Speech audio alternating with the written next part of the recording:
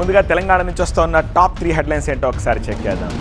తెలంగాణ నుంచి నీళ్లు నిప్పులు. కన్నెపల్లి పంప్ హౌస్ చుట్టూ పొలిటికల్ హీట్. రైతులకు నీళ్లు ఇస్తారో ఇవ్వరో చెప్పాలంటోన్న విపక్షాలు. సాగునీటి సంగతి. రేపు మధ్యాహ్నం ఢిల్లీకి మంత్రి ఉత్తమ్ కుమార్ వెళ్తున్నారు. కేంద్ర జలశక్తి కార్యదర్శి సాగునీటి అంశంపై చర్చించబోతున్నారు. వివాదానికి తెర. తుంగతుర్తి వివాదంపై రేపు పీసీసీ చీఫ్కు నివేదిక ఇవ్వబోతున్నారు. ఎంపీతో తనకు ఎలాంటి విభేదాలు లేవంటున్నారు మందుల సామేల్. ఇక ఆంధ్ర నుంచి వస్తున్న టాప్ 3 హెడ్లైన్స్ ఏంటో కూడా చెక్ చేద్దాం. పవన్కు పరామర్శ. పవన్ కళ్యాణ్ ఆపరేషన్ విజయవంతం. 2-3 రోజుల్లో డిశ్చార్జ్ అవుతారన్న ఏపీ సీఎం చంద్రబాబు. ఇక ఎయిర్పోర్ట్తో అభివృద్ధి. పలాస ఎయిర్పోర్ట్ వస్తే ఉద్యానం అభివృద్ధి చెందుతుంది. భూమికి భూమి, యువతకు ఉద్యోగాలు ఇస్తామంటున్నారు రామ్మోహన్ నాయుడు. ఫైనల్లీ గుంటూరులో అరెస్ట్.